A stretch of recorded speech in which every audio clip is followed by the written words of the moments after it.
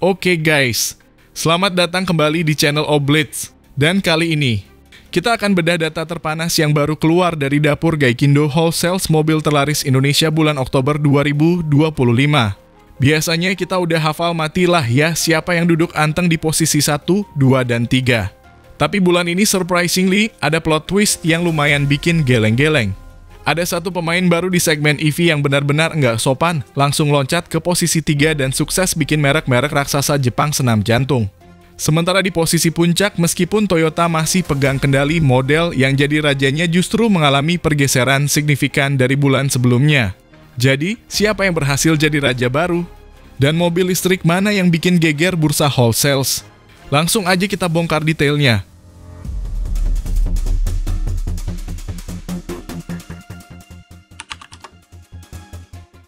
Oke, kita mulai dari posisi paling buncit ya, nomor 20. Di sini ada Honda HR-V dengan 626 unit. Agak menyedihkan ya, ini mobil yang dulu hipenya selangit. Kayaknya gempuran di kelas kompak SUV yang makin berdarah-darah, plus kehadiran rival-rival baru yang lebih fresh atau lebih murah, bikin HR-V agak ngos-ngosan bulan ini. 600-an unit itu PR besar buat Honda.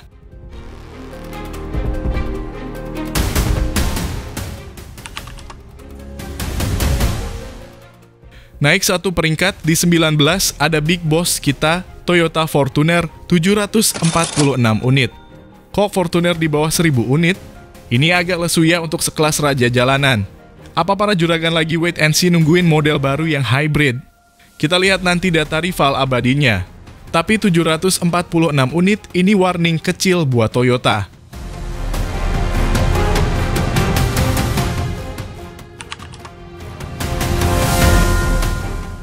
Di 18 ada Mitsubishi Xpander Cross 825 unit. Ini versi toughnya Xpander cukup oke, tapi angkanya nunjukin dia agak berjuang melawan gempuran LSUV lain yang lebih SUV atau yang lebih murah. Dia ini kan crossover LMPV, jadi posisinya agak nanggung mungkin ya bagi sebagian orang di segmen yang makin panas ini.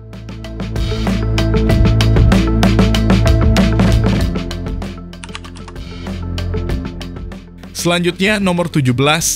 Ini dia pendatang baru yang funky, Suzuki Fronx 834 unit. Not bad. Mesin 1 liter turbonya emang seru, desainnya ala coupe SUV gitu. Angka segini untuk mobil yang purely impor dan main di kelas yang agak aneh di antara Baleno dan Grand Vitara itu udah prestasi. Suzuki kayaknya mulai nemu celah lagi nih.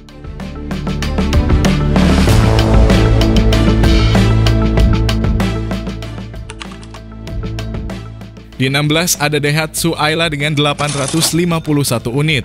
Ini LCGC-nya Daihatsu. Kayaknya Ayla ini benar-benar jadi anak tiri sejak kembarannya si Agya dandan habis-habisan.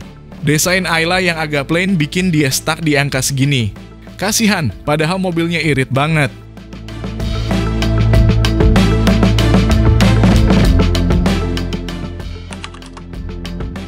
Nomor 15 ada Toyota Raiza dengan 882 unit.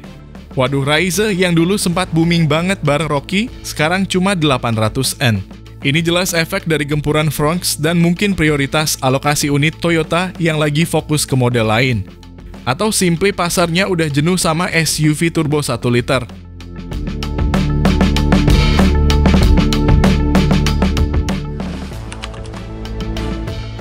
Posisi 14 akhirnya tembus 1000 unit. Ada Suzuki XL7 1033 unit. Ini dia working horse-nya Suzuki. Basis R3 yang didandani jadi SUV look ini ternyata masih laku keras. Masih jadi pilihan rasional buat keluarga yang mau mobil 7-seater tapi nggak mau mainstream LMPV.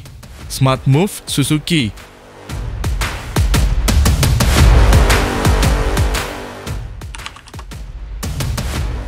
Nah, ini dia jawabannya. Di 13 Mitsubishi Pajero Sport dengan 1081 unit. Tadi Fortuner 746 unit. Jelas ya bulan ini Pajero Sport menang telak. Kemenangan di kelas diesel ladder frame yang penuh gengsi. Kayaknya edisi facelift atau penawaran diskonnya lagi kenceng nih dibanding si Fortier.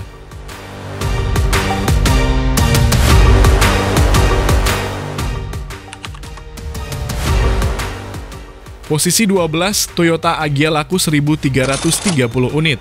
Tuh kan benar, Agya laku jauh lebih banyak dibanding Ayla.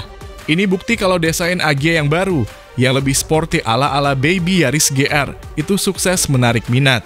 Konsumen LCGC sekarang nggak cuma cari murah, tapi juga gaya.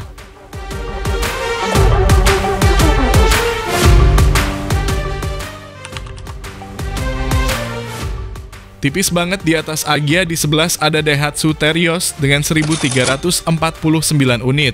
Si kembaran Rush ini masih konsisten. Simple, reliable, penggerak roda belakang. Dia ini the real mobil petualang keluarga Indonesia yang budget concious. Belasan tahun desainnya gitu-gitu aja, tapi tetap laku.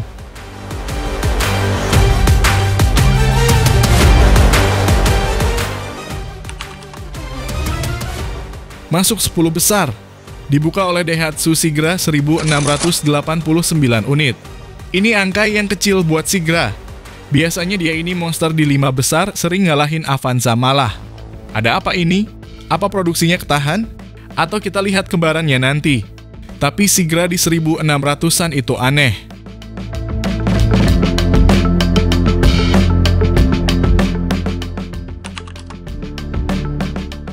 Posisi 9 ini dia. Mitsubishi Destinator laku terjual 1.772 unit. Ini SUV baru Mitsubishi yang proper. Bukan Expander Cross, tapi beneran bangun dari basis baru. Angka 1.700-an ini solid banget.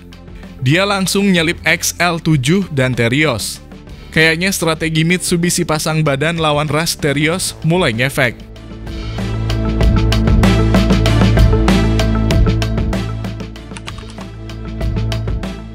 Di 8, sang fenomena beberapa tahun lalu, Mitsubishi Expander laku terjual 1.926 unit. Hampir 2.000 unit. Angka yang oke, tapi ini nunjukin kalau dia kalah sama Avanza. Era hype Expander udah lewat, sekarang dia main di level stabil aja. Konsumen loyalisnya masih ada, tapi nggak se-wow dulu.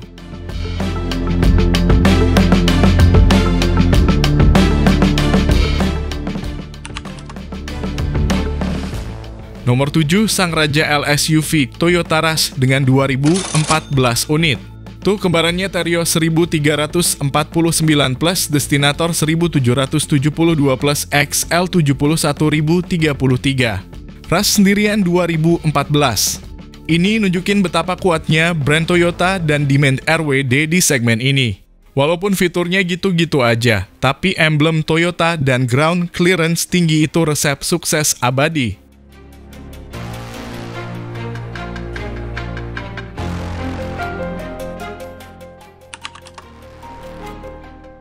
Posisi 6 ada Toyota Innova. Tunggu, ini Innova doang dengan 2.165 unit. Ini pasti Innova Reborn Diesel yang masih dijual buat fleet. Gokil. Mobil yang katanya udah discontinue buat retail masih bisa laku 2.100 unit. Ini bukti kalau diesel kijang itu nggak ada matinya. Para juragan tambang dan travel masih butuh mobil ini.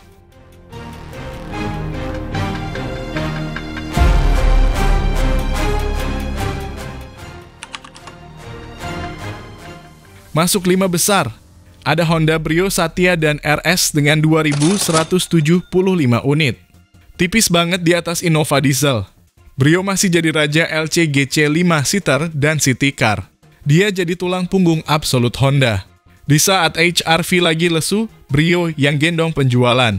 Desainnya masih oke, fun to drive-nya dapat, wajar.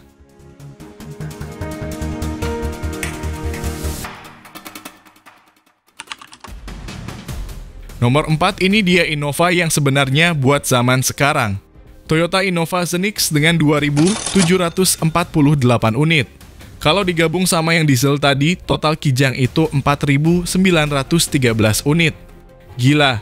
Zenix sendiri terutama yang hybrid membuktikan kalau orang Indonesia doyan MPV mewah, nyaman, dan hybrid.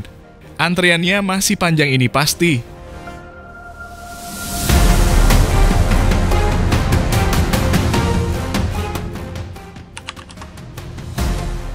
Sekarang 3 besar. Posisi 3, Toyota Calya dengan 3.057 unit.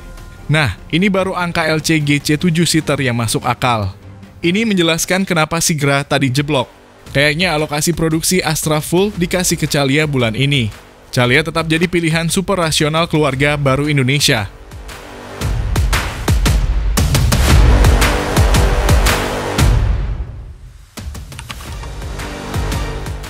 Dan di posisi 2, tipis banget di atasnya, sang mobil sejuta umat Toyota Avanza dengan 3087 unit.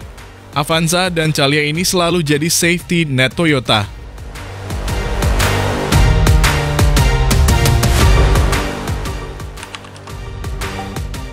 Ini pertanda kalau posisi 1 menggila. Dan ini dia puncaknya.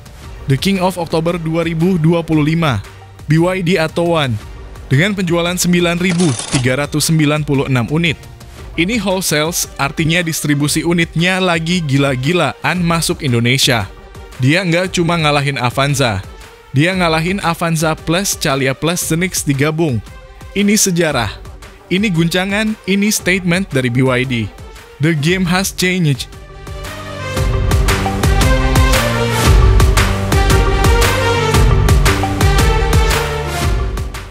Nah, guys, itu dia rundown 20 besar mobil terlaris bulan Oktober 2025. Intinya clear banget, pasar Indonesia sekarang nggak bisa lagi dipandang sebelah mata. Meskipun working horse dari segmen LCGC dan LMPV seperti Avanza, Calia, dan Sigra tetap jadi backbone dengan angka solid di 3.000-an. BYD Atto 1 dengan nyaris 10.000 unit wholesales-nya itu jelas bukan cuma flash in the pan. Ini adalah titik balik di mana dominasi merek Jepang, yang selama ini kita anggap sacred, beneran diguncang oleh mobil listrik Tiongkok. Pertanyaannya, apakah ini cuma blip karena delivery unit yang menumpuk, atau memang demand mobil listrik subkompak ini sudah segila itu?